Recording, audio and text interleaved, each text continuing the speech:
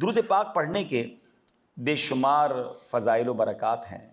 میرے آقا مدینے والے مصطفیٰ صلی اللہ تعالیٰ علیہ وسلم کا فرمان عالی شان ہے، صلاتکم علی محرزۃ لدعائکم ومردات لربکم وزکاۃ لاعمالکم۔ آقا فرماتے تمہارا مجھ پر درود پاک پڑھنا تمہاری دعاؤں کی حفاظت کرنے والا، تمہارے رب کی رضا کا باعث اور تمہارے اعمال کی پاکیزگی کا سبب ہے۔ یعنی درود کے کتنے بینیفٹس ہیں، دعاؤں کی بھی حفاظت ہو رہی ہے، اعمال بھی پاکیزہ ہو رہے ہیں اور رب کی رضا بھی حاصل ہوتی ہے۔ شاعر لکھتے ہیں نا، گر آرزوئے قبول دعا ہو اے لوگوں، گر آرزوئے قبول دعا ہو اے لوگوں، بروز جمعہ پڑھو تم درود پر اوقات، دعا کے ساتھ نہ ہوئے اگر درود شریف، نہ ہوئے حشر تلک بھی برآور حاجات۔ تو پتہ چلا کہ دعاؤں کی قبولیت کا سبب درود پاک ہے۔ آئیے مل کر محبت کے ساتھ بآواز بلند درود پاک پڑھ لیں۔ صلو علی الحبیب صلی اللہ تعالی علی محمد صلی اللہ علیہ وسلم۔ امام رازی رحمۃ اللہ تعالی علیہ نے تفسیر کبیر میں ایک بڑی خوبصورت بات لکھی ہے، ایک بڑا پیارا واقعہ لکھا، اور یہ واقعہ ہے حضرت موسیٰ کلیم اللہ علی نبینا علیہ الصلوۃ والسلام کا۔ ایک بار آپ کے پیٹ میں درد ہوا، اللہ کے نبی تھے، ان کے پاس تو یہ اسپیشلٹی تھی کہ ہی کین ٹاک ود اللہ سبحانہ و تعالیٰ بیکاز ہی واز کلیم اللہ۔ تو وہ کوہ طور پہ چلے گئے اور اللہ کی بارگاہ میں عرض کی کہ یا اللہ میرے پیٹ میں درد ہو رہا ہے۔ تو اللہ کریم نے ارشاد فرمایا کہ اے موسیٰ جنگل میں جاؤ، سچ جڑی بوٹی جو ہے ہرب، اس کو فائنڈ کرو اور وہ کھا لو۔ آپ جنگل میں گئے، آپ نے وہ فلاں جڑی بوٹی ڈھونڈی، کھائی تو پیٹ کا درد ٹھیک ہو گیا۔ کچھ دنوں بعد پھر درد ہوا، انہوں نے کہا اب تو مجھے ڈائریکٹ علاج پتہ ہے، کون سی جڑی بوٹی کھانی ہے۔ وہاں گئے تو جڑی بوٹی کھائی تو درد کم ہونے کی بجائے ملٹیپلائی ہو گیا اور بڑھ گیا، پین سیویئر ہو گیا۔ اب اللہ کی بارگاہ میں کوہ طور پر گئے، مولا پچھلی بار جو جڑی بوٹی تو نے بتائی تھی وہی کھائی، پچھلی بار درد ٹھیک ہو گیا، اس بار ٹھیک نہیں ہوا۔ اللہ اکبر۔ رب کریم نے ارشاد فرمایا کہ اے موسیٰ پہلی بار تم میرے حکم سے گئے تھے، شفا دینا تو میرا کام ہے نا، میں نے حکم دیا تھا، وہاں گئے وہاں میری مشیت شامل تھی، اس لیے اس جڑی بوٹی سے تمہیں شفا مل گئی۔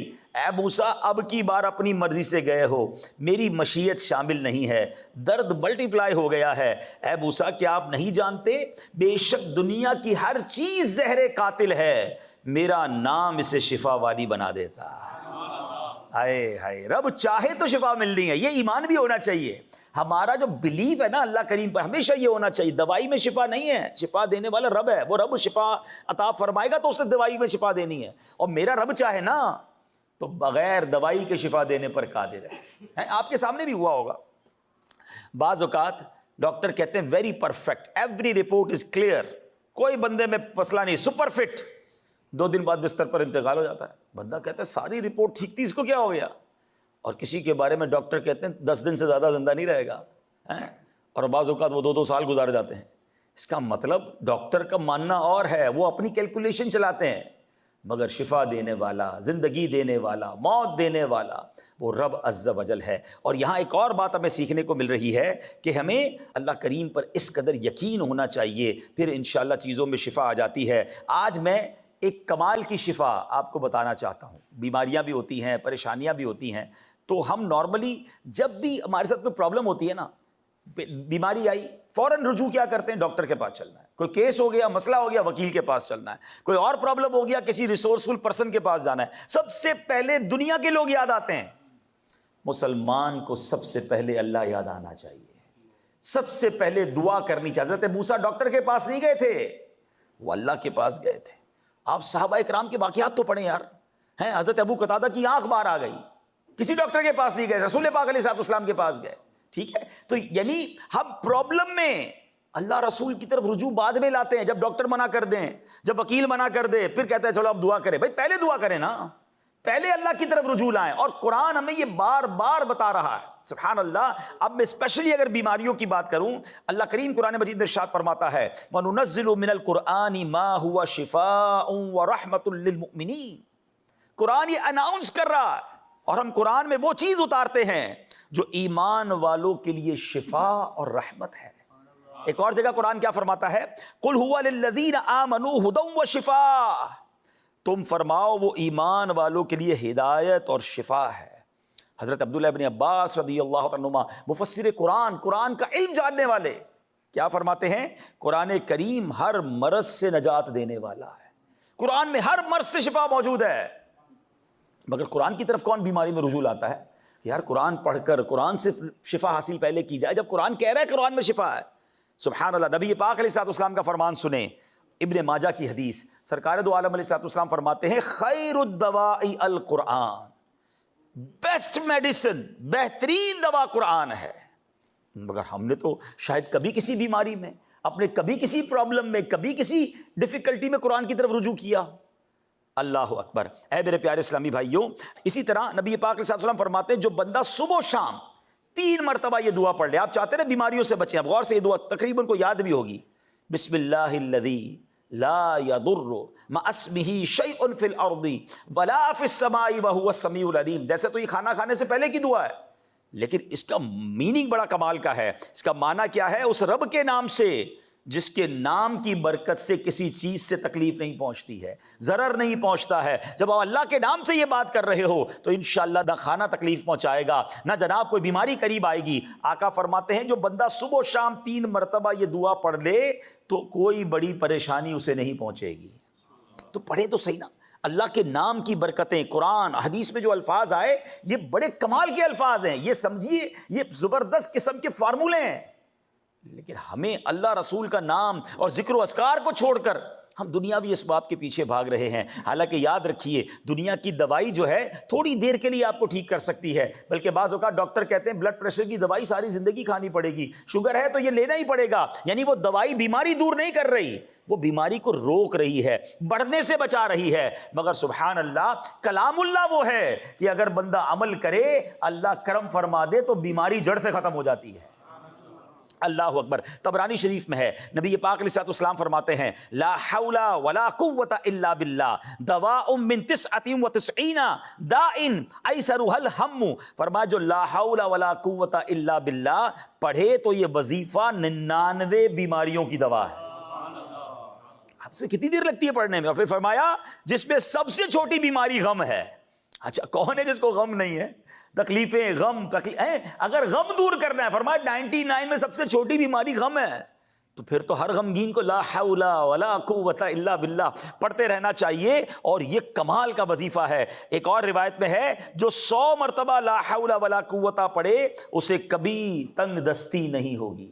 اگر بزنس کم ہوا ہے، جاب کا پرابلم ہے، اگر پیسے پورے نہیں ہو رہے تو لا حول ولا قوت الا باللہ یہ اپنا ورد بنا لیں اور کم از کم 100 ٹائم ضرور پڑھا کریں، پھر اس کی برکتیں دیکھیں۔ اے میرے پیارے اسلامی بھائیوں، بعض اوقات ایسی مصیبتیں دور ہو جاتی ہیں۔ اب ذرا غور سے سنیے گا، حضرت مالک اشجعی رضی اللہ تعالیٰ عنہ یہ صحابی رسول ہیں، ایک مرتبہ آپ کے بیٹے حضرت عوف بن مالک رضی اللہ تعالیٰ عنہ غیر مسلموں کے ہاں قید ہو گئے۔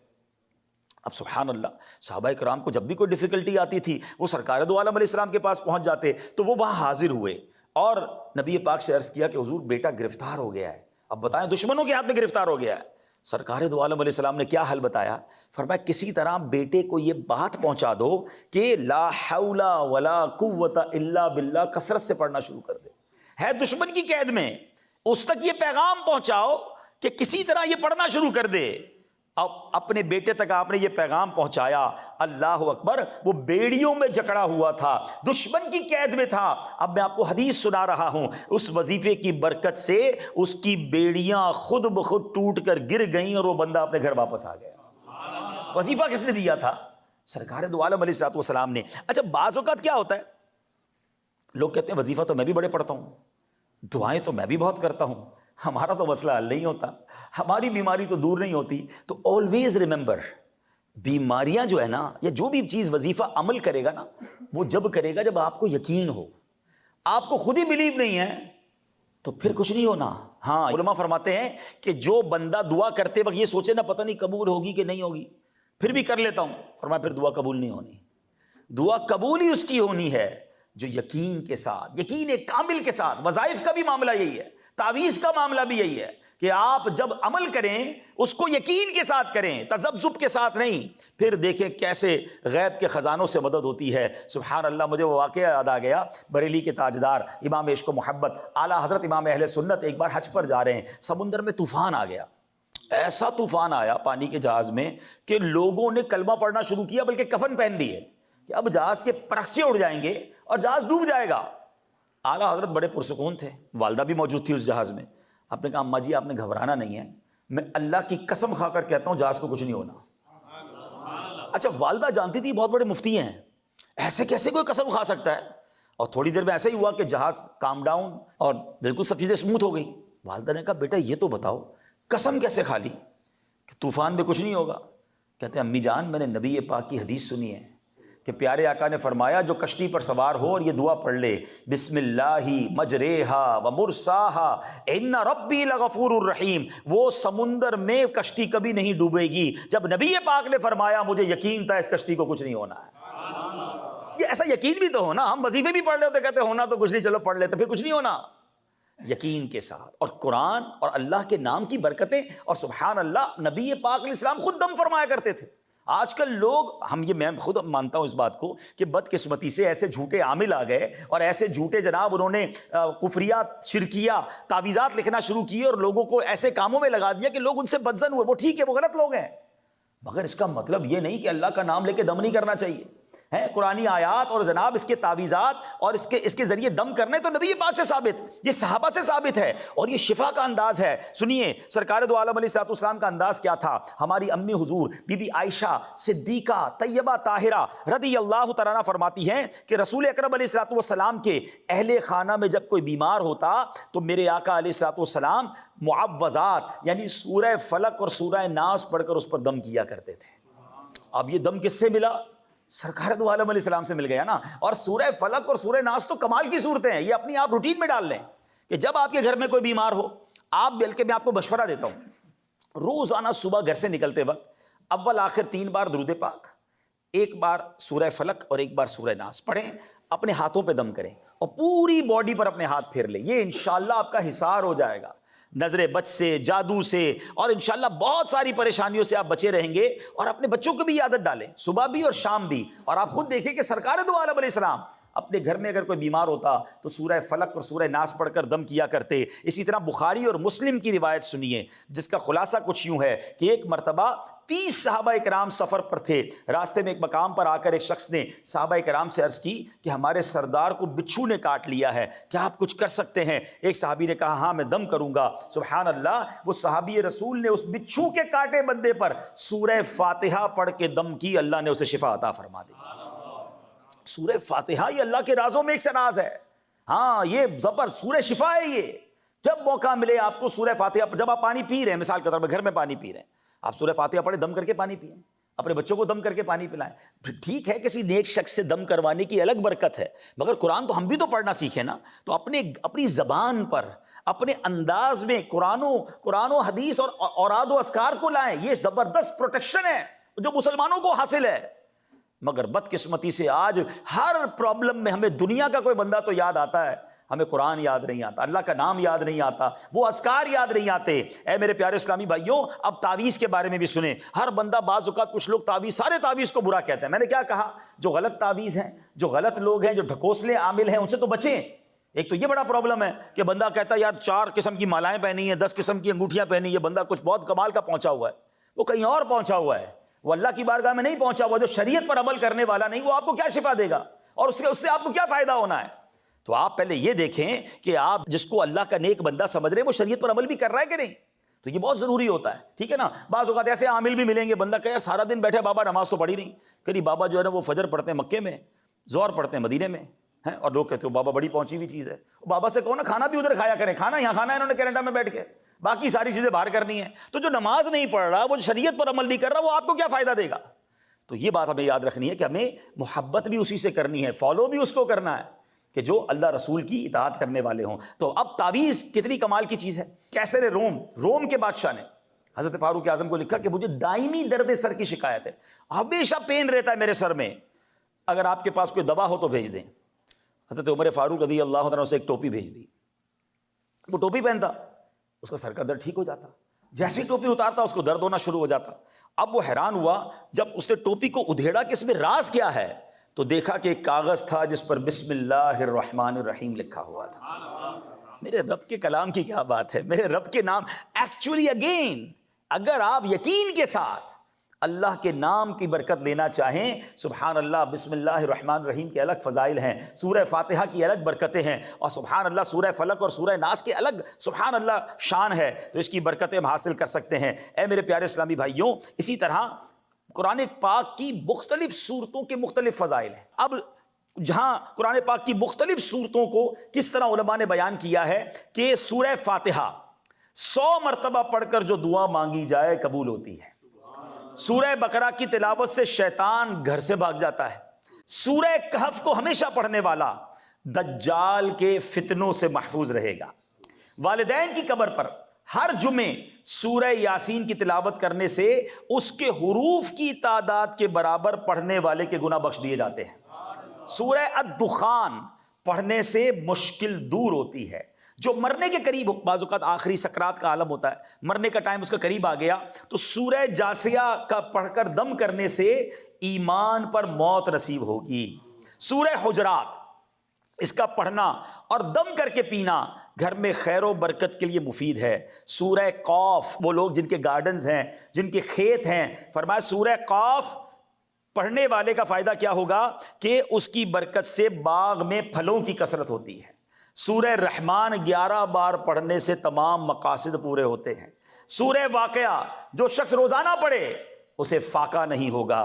سورہ ملک ہر رات پڑھنے والا عذاب قبر سے محفوظ رہے گا. سورہ مزمل کو 11 بار پڑھنے سے مشکلیں آسان ہو جاتی ہیں. سورہ مدثر کو پڑھ کر حفظ قرآن کی دعا مانگنے سے قرآن کریم کا یاد کرنا آسان ہو جاتا ہے. بچے حفظ کر رہے ہوتے ہیں نا, قرآن کا سبق یاد نہیں ہو رہا ہوتا, تو دوبارہ بتاتا ہوں, جو کوئی سورہ مدثر پڑھے اس کے بعد اللہ سے دعا کرے کہ قرآن یاد ہو جائے, اس کا قرآن یاد کرنا آسان ہو جائے گا. کوئی مریض ہے, اس کے پاس سورہ مجادلہ پڑھے اور اس کا دم کرے, اللہ اس کو شفا عطا فرما دے گا. سورہ لیل, اللہ اکبر, پڑھنے سے ایلپسی کہ مریض کے کان میں دم کرے, انشاءاللہ اس کو دم میں اس کی اس بیماری میں شفا ہو جائے گی.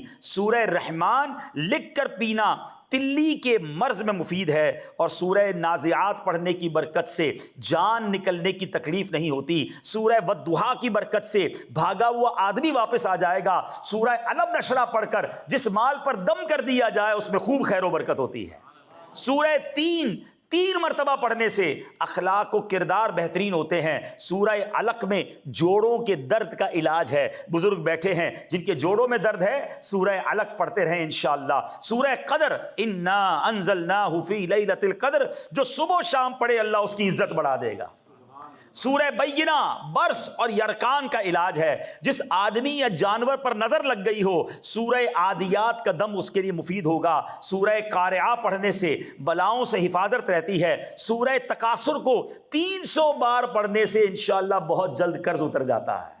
کئی ایسے ہوں گے جو لون میں ہوں گے, ڈیٹ میں ہوں گے. سورہ آپ نے تکاثر 300 بار پڑھنی ہے. سورہ عصر پڑھنے سے غم دور ہوتے ہیں. سورہ حمزہ اور سورۃ الفیل دشمن کے شر سے حفاظت, اور سورہ قریش جان کی حفاظت کے لیے آزمودہ ہے. اگر کوئی بے اولاد ہے, اولاد چاہتا ہے, سورہ کوثر کی تلاوت کثرت سے کرے, اللہ اسے اولاد عطا فرما دے گا.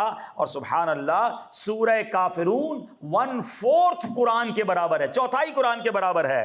اور سورہ اخلاص 1/3 قرآن پاک کے برابر ہے. تو اے میرے پیارے اسلامی بھائیوں, یہ میں نے چند قرآن کی صورتوں کے فضائل اور بینیفٹس آپ کو بیان کیے ہیں. پہلے ادھر ادھر بھاگنے کی بجائے جو مسئلہ ہوا ہے قرآن سے رجوع لائیں. قرآن کہتا ہے کہ قرآن شفا ہے. نبی پاک فرماتے ہیں دا بیسٹ میڈیسن, سب سے بہترین دوا قرآن ہے. مگر بدقسمتی سے ہمارا تو قرآن سے ایک ہی تعلق رہ گیا ہے کہ جناب وہ ذرا گھر نیا لیا ہے, بچے بھیج دیں, قرآن خوانی کروانی ہے. نیا بزنس شروع کیا ہے, ذرا آئیے گا قرآن خوانی کرانی ہے. ایک قرآن کا سیٹ لے کر اپنے گھر میں رکھوانا ہے. ہے تاکہ قرآن کی برکتیں ملیں. بس ہم نے قرآن اسی لیے سمجھا ہے کہ چوم کے اور جناب بچوں سے قرآن خوانی کرا لی ساڈا کم ہو گیا. نہیں میرے پیارے اسلامی بھائیوں، قرآن میں کیا کیا خزانے ہیں، قرآن میں کیا کیا میسیجز ہیں، قرآن میں ہمارے لیے کیا کچھ موجود ہے. ہمیں یہ حاصل کرنا ہوگا اور اس کی برکتیں حاصل کرنی ہوں گی. اللہ کرے کہ یہ بات ہمیں سمجھ آ جائے. جمعے کے دن قرآن کی کچھ صورتیں ایسی ہیں جو پڑھنے کے کمال کے فضائل ہیں. جمعے کو سورہ یاسین ضرور پڑھا کریں کہ جو شب جمعہ یاسین پڑھے اس کی مغفرت کر دی جاتی ہے. اور سورہ کہف، سبحان اللہ، جمعے والے دن سورہ کہف پڑھنے کی فضیلت کیا ہے؟ جو شخص جمعہ کے روز سورہ کہف پڑھے اس کے قدم سے آسمان تک نور بلند ہوگا جو قیامت کو اس کے لیے روشن ہوگا. 2 جمعوں کے درمیان جو گناہ ہوئے ہیں بخش دیے جائیں گے. You only required 15 to 20 minutes to recite سورہ کہف. اگر عادت بنا لیں کہ جمعے کی ایک نیکی 70 نیکیوں کے برابر ہے. اللہ کرے یہ ذہن بن جائے کہ جمعے کو میری نماز جمعہ کے علاوہ 1-1.5 گھنٹہ میرا مخصوص ہے جس میں یہ سارے وظائف میں نے پڑھنے ہیں. سورہ کہف پڑھوں، سورہ الدخان پڑھوں، سورہ یاسین پڑھوں، سورہ سبحان اللہ واقعہ پڑھ لوں تاکہ یہ برکتیں مجھے مل جائیں، اور کم از کم 313 بار درود پاک پڑھ لوں. اللہ اکبر. چلیں اللہ کرے کوئی ایک بھائی عمل کر لیں. ایک حدیث پاک اور بتا دیتا ہوں، کمال کی اسکیم ہے. اور نبی پاک علیہ السلام نے فرمایا جمعہ کے دن، حدیث کا خلاصہ ہے، جو 5 کام جمعے والے دن کر لے اس کے لیے جنت واجب ہو جاتی ہے. جو 5 کام کون سے ہیں؟ فرمایا جمعہ پڑھے، روزہ رکھے، جنازے میں شرکت کرے، کسی نکاح میں شرکت کرے، اور کسی مریض کی عیادت کرے.